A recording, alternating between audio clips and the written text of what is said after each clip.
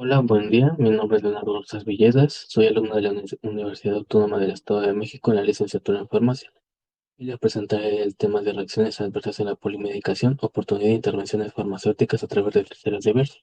Y bueno, para comenzar les hablaré un poco de los criterios de Beers que fueron establecidos por el doctor Mark Beers y un grupo de expertos en geriatría y farmacia clínica, con el objetivo de identificar los medicamentos potencialmente inapropiados en los adultos mayores, ya que es una población vulnerable debido a los cambios fisiológicos que se presentan con el paso del tiempo, bueno, en este caso de la edad, al igual que la polimedicación que están llevando, ya que se van juntando como comorbilidades en esta parte, por lo que el riesgo a tener una reacción adversa es mayor en este grupo especialmente. Y bueno, los criterios de Beers se dividen en cinco, que son medicamentos que deben evitarse después de los 65 años, medicamentos potencialmente inapropiados en ciertas patologías, medicamentos que deben usarse con precaución, medicamentos con intervenciones farmacológicas potencialmente inapropiadas y medicamentos que deben ajustar la dosis o evitarse según la función renal. Y bueno, las intervenciones farmacéuticas. Para comenzar, me gustaría hablar de dos grandes conceptos, que es los PRMs, o mejor conocidos como problemas relacionados con la medicación, y los RNMs, que son los resultados negativos asociados a la medicación. Los PRMs como tal son la causa y los RNM son la consecuencia. Los PRMs puede ser, no sé, que algún medicamento no es el adecuado, que se le tiene que disminuir la dosis, porque pues la dosis es la inadecuada, o incluso que le hace falta un medicamento para tratar algún síntoma. Y el RNM se divide en tres, que va a ser de necesidad, efectividad o seguridad. Como lo dije hace rato, va a ser la consecuencia del problema relacionado con la medicación. En este caso sí es un problema de efectividad, porque no le está haciendo efecto, o de seguridad, porque no es adecuado el medicamento. Todo esto se va a basar con base al PRM. Y bueno, aquí es donde entran las intervenciones farmacéuticas, que dependiendo de esto es la decisión que se va a tomar. Pero ¿qué es una intervención farmacéutica? Bueno, es la actividad que realiza el farmacéutico para evaluar, identificar, resolver y o prevenir los problemas relacionados con la medicación en los pacientes con el objetivo de mejorar los resultados clínicos. Y en la parte derecha, como pueden ver, les puse algunos ejemplos de intervenciones farmacéuticas que se pueden hacer, como es suspender medicamento, ajustar dosis, ya sea disminuirla, aumentarla, cambiar un medicamento más seguro o efectivo, dependiendo cuál sea el caso, ajustar el intervalo posológico también. Esto igual puede depender mucho de la función renal, por lo que la dosis y el intervalo va a depender mucho de ello. Suspender el medicamento causante de una interacción, porque no solamente puede ser que pueden que los medicamentos estén bien indicados, pero si genera una interacción, puede potenciar el efecto de un medicamento o disminuirlo. En este caso, pues va a tener que evaluarse cuál es la opción de esta parte. Y bueno, pasamos a un escenario clínico, perdón, en el cual se identificó los riesgos mediante los criterios de Beers. La población fue de 499 pacientes, de los cuales 217 pacientes tenían 65 años o más y estaban con polimedicación. Cabe mencionar que la polimedicación en estos pacientes quiere decir que pues, tenían más de un medicamento, más de 5 medicamentos, perdón, por lo que puede que diversos pacientes se presenten en los diversos criterios, por lo que cada uno tiene diversos medicamentos y lo que va a hacer que pues pueden ser medicamentos potencialmente inapropiados y entran dentro de los diversos criterios de Beers. En este caso, en el primer criterio, que fueron medicamentos que deben evitarse después de los 65 años, son 104 los pacientes expuestos, de los cuales 59 fueron a benzodiazepinas, 15 a AINES, 22 antihistamínicos, H1 y 8 a barbitúricos. En esta tabla también explico los riesgos que puede representar al paciente. En este caso fue a las benzodiazepinas, el riesgo a caída, deterioro cognitivo y a delirio, de los cuales se utilizó el diazepam, clonazepam y algunas otras benzodiazepinas, pero con mayor frecuencia fueron estos, diazepam y clonazepam. Y bueno, el siguiente en el cual fue un mayor índice de pacientes expuestos fueron los antihistamínicos, de los cuales se utilizó la difenhidramina. ¿Y qué es lo que puede causar como reacción adversa la difenhidramina en un paciente de 65 años de edad o mayor a esta edad? Puede ser delirio, retención urinaria y estreñimiento. Y bueno, Pasamos a a los siguientes criterios que los expresé en las siguientes tablas, lo cual es el medicamento potencialmente inapropiado en ciertas patologías, de los cuales 126 pacientes fueron expuestos, de los cuales 39 padecían de insuficiencia cardíaca y se les estuvieron administrando AINES como lo fue el ibuprofeno y el naproxeno. Y la reacción adversa que generó esta fue la retención de líquidos y la descompensación de la insuficiencia cardíaca. Y bueno, después de ello sigue aquellos pacientes que tenían hemorragias gastrointestinales, los cuales también fueron expuestos a AINES, y el total de pacientes expuestos fueron 30. Después de ello, el que tuvo un mayor índice fueron los antecedentes a caídas y fracturas, los cuales fueron antihistamínicos H1, y las reacciones adversas que empeoran la confusión, el delirio y el deterioro cognitivo. Y bueno, los otros dos fue el deterioro cognitivo, los cuales fueron las benzodiazepinas las que se le estuvieron administrando, como fue el lorazepam, clonazepam y el prazolam. En este caso fueron 18, y para psicosis se le estuvieron administrando haloperidol, lo cual empeoró el síntoma del Parkinson, los cuales fueron 14 los que estuvieron expuestos.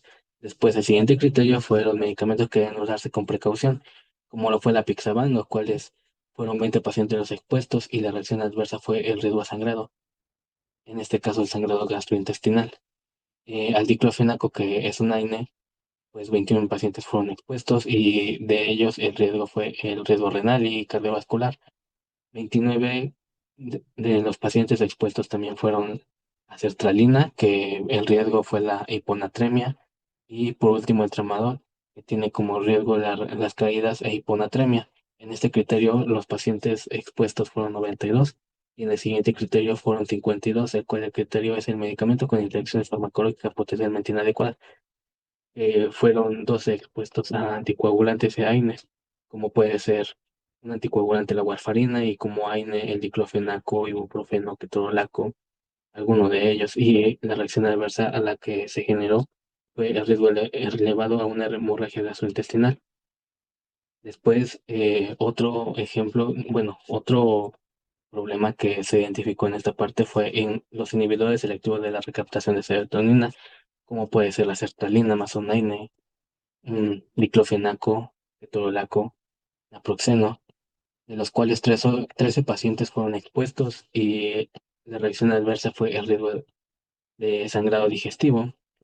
Después igual estamos los yecas o aras, mosaines, los cuales generan un daño renal agudo, los cuales 11 pacientes fueron expuestos, y tenemos también los anticolinérgicos y antipsicóticos, de los cuales 9 pacientes fueron expuestos, y la reacción adversa fue el delirio y la constipación severa. Y por último, los medicamentos que deben ajustar la dosis o evitarse según la función renal, de los cuales fueron 108 pacientes expuestos. Los medicamentos fueron la metformina, de los cuales fueron 44, y la reacción adversa fue el riesgo a la acidosis láctica. Al ciprofloxacino, trimestoprim, que son antibióticos, pues como se puede ver también tienen un riesgo potencial, que fue en el urotoxicidad en ciprofloxacino, de los cuales son 20 pacientes los que fueron expuestos, y al trimestoprim con sulfamethoxazol, la toxicidad renal, de los cuales 15 fueron expuestos. Después tenemos al allopurinol, que se ocupa para la gota, en este caso genera toxicidad en adultos mayores como reacción adversa, y de los cuales fueron 17 pacientes expuestos. Y por último la digoxina, que pues genera intoxicación digital, y fueron 12 pacientes los que fueron expuestos. Y así como podemos ver en estas tablas, de los cuales se identificaron los medicamentos potencialmente inadecuados en los 217 pacientes, hace falta, pues más que nada, la intervención farmacéutica. En este caso, se realizó un breve eh, resumen de cómo se haría la intervención farmacéutica, lo cual es la identificación del paciente. En este caso se tiene que interesar por el paciente, ya que tenemos que revisar también su historial clínico, en este caso las patologías de las cuales está padeciendo, alergias, si se presenta alguna alergia, y después de ello, pues también tener en cuenta la edad, la función renal, y bueno, después de la identificación del paciente sigue el análisis del tratamiento a través de los criterios de Beers. Los criterios de Beers tienen una extensa lista de medicamentos, los cuales tenemos que estar revisando de manera minuciosa para ir descartando aquellos medicamentos que se están utilizando, por lo que tenemos que verificar que la seguridad del paciente en este caso y que el medicamento sea efectivo en caso de que esté ah, prescrito, en este caso en el tratamiento. Y bueno, después de ello sigue la detección de los medicamentos inapropiados, que pues como lo vimos, va a depender de los criterios de Beers, y la identificación del PRM y RNM. En este caso, pues vamos a identificar el problema relacionado con la medicación, si no es un medicamento inadecuado, si la dosis es la incorrecta, también si el intervalo posolítico es el incorrecto, si es un medicamento innecesario, ya que no está tratando algún síntoma, o incluso si le hace falta algún medicamento para tratar algún síntoma. Después de ello, pues vamos a ver la propuesta de la intervención farmacéutica, la cual, pues como le mencioné en la lista anterior, tenemos que tomar la mejor decisión para el paciente. En este caso, si se le va a iniciar algún medicamento, si se va a suspender otro, si se va a cambiar algún medicamento por alguno más seguro o alguno más efectivo, si se va a ajustar la dosis o el intervalo. Dependiendo de esto, vamos a tener la propuesta de intervención farmacéutica, la cual va a pasar al siguiente paso, que es la comunicación con el equipo médico, con la cual vamos a exponer la la decisión de por qué estamos proponiendo esta intervención. Y con base a esto se va a llevar fundamentos para que se tome una decisión si se puede hacer la intervención farmacéutica. En este caso, si se puede ejecutar, no sé, suspender algún medicamento porque el riesgo supera más al beneficio. Y por último, la evaluación de la intervención farmacéutica. Bueno, para que nosotros tengamos en cuenta que estamos haciendo un buen trabajo en cuestión de la intervención farmacéutica, se mide a través de indicadores, los cuales, pues aquí tengo algunos ejemplos. En este caso son indicadores de resultados. Y más que nada, estos indicadores van a evaluar las intervenciones farmacéuticas en cuestión a que, como lo mencioné, si se está haciendo una buena intervención farmacéutica o qué es lo que falta, si hace falta más información, si hace falta investigar más, si hace falta ah, tener un mejor control sobre el tratamiento, más que nada en esta parte para reducir las reacciones adversas, que es de lo que se trata las intervenciones farmacéuticas, de mejorar el resultado clínico del paciente, en este caso de mejorar eh, o de explicar que realmente se está haciendo un buen uso de los medicamentos. Y bueno, como indicador, como podemos ver, uno de los indicadores fue el de porcentaje de reducción de medicamentos potencialmente inadecuados, el cual va a ser igual al promedio inicial de los medicamentos potencialmente inadecuados menos el promedio final de los medicamentos potencialmente inadecuados sobre el promedio inicial de los medicamentos potencialmente inadecuados por 100. En este caso vamos a ver el porcentaje de la reducción del uso de los medicamentos potencialmente inadecuados que están categorizados en los criterios de Beers. Igual el porcentaje de reacciones adversas, que va a ser algo similar, pero en este caso los medicamentos potencialmente inadecuados se cambia por el porcentaje inicial de reacciones adversas. Y por último, pues tenemos el porcentaje de intervenciones farmacéuticas eh, que fueron aceptadas en la semana. En este caso, pues con ello vamos a evaluar si realmente estamos haciendo un buen trabajo como farmacéuticos en cuestión de las intervenciones farmacéuticas o qué es lo que está pasando. Y como conclusión, bueno, en este caso, el farmacéutico es un profesional esencial en la seguridad del paciente, ya que su labor no se limita a dispensar medicamentos, sino también a garantizar que el tratamiento sea apropiado, seguro y oportuno. En este caso, también que sea efectivo. A través de, bueno, los criterios de ver se convierten en una herramienta fundamental para identificar medicamentos potencialmente inapropiados en adultos mayores, permitiendo al farmacéutico detectar interacciones, duplicidades o dosis inadecuadas y proponer alternativas más seguras. Y bueno, a través de este filtro y sus intervenciones, en este caso el farmacéutico no solo previene reacciones adversas, sino que también eh, con las intervenciones farmacéuticas puede mejorar la adherencia terapéutica, la respuesta clínica a los pacientes y de esta manera el farmacéutico pues se posiciona como un aliado estratégico del equipo de salud, promoviendo el uso racional de los medicamentos y actuando como un último filtro de protección para optimizar los resultados de seguridad y efectividad del paciente. En este caso, que tenga un buen resultado clínico el paciente. Y bueno, eso sería todo de mi parte. Muchas gracias por su atención.